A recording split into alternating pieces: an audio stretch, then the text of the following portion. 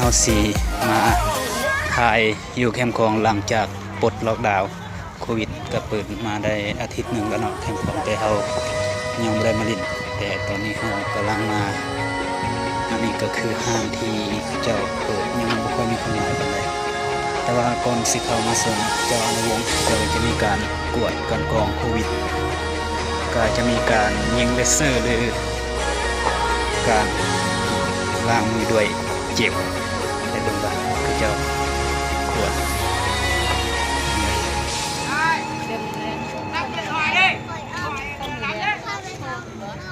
อันนี้คือการคัดกรองนะหลังจากโควิดนี่ก็จะเป็นด้านจะมีทางออกแหละนี่ก็คือทางเข้า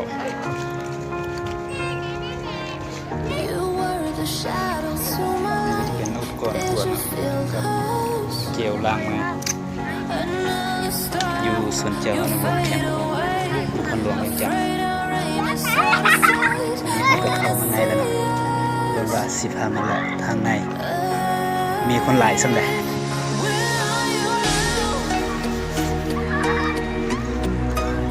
นี่เป็นเมื่ออาทิตย์แรกที่มาลงแคมป์ของนะมากับน้องชาย2 คน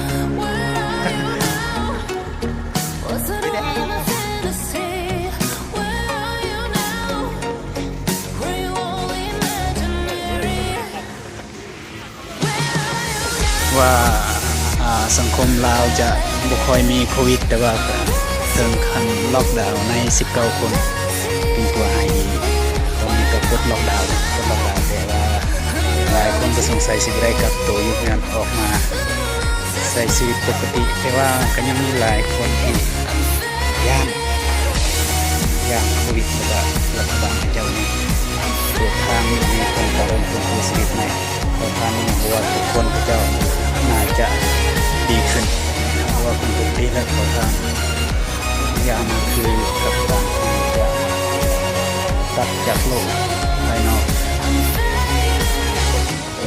แบบอยู่เพื่อนมีทำอะไรบนโลกภายนอกมีแต่เบิ่งทางด้านการสุขภาพหรือว่าทางโทรศัพท์เนาะ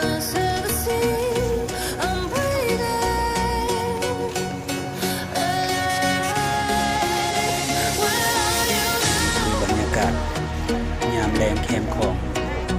มันจะไหลอยู่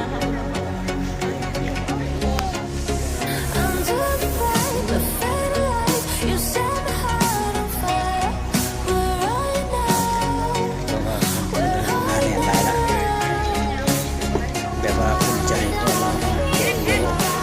ไม่พบโควิดได้หลายอยู่แล้ว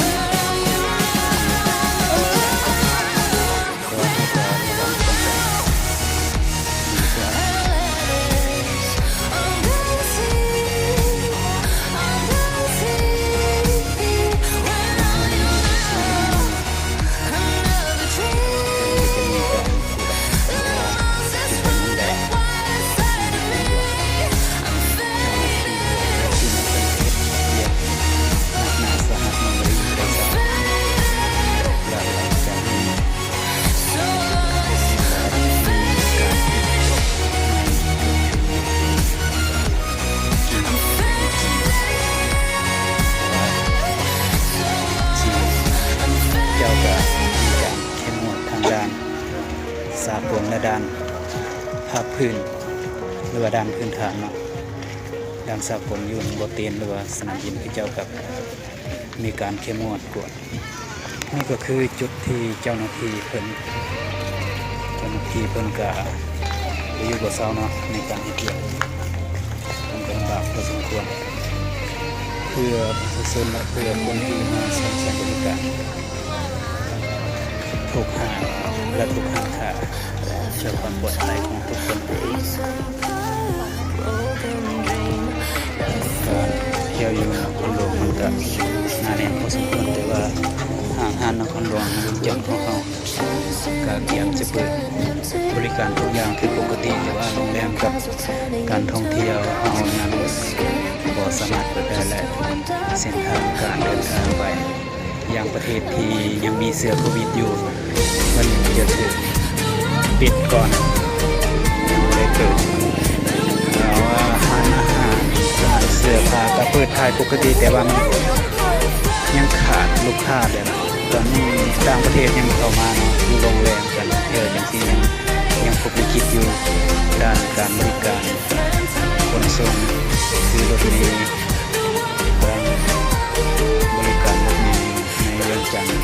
ตอนนี้ยังพบวิกฤตอยู่ว่าทางพนักงานและเจ้าของธุรกิจเนาะตอนนี้จังเลยเขาก็สู้ๆไปน้ำกันบ่นานแล้วมันจะกลับมาปกติอีกตอนนี้ขอกลับไปก่อนคลิปหน้าเจอกัน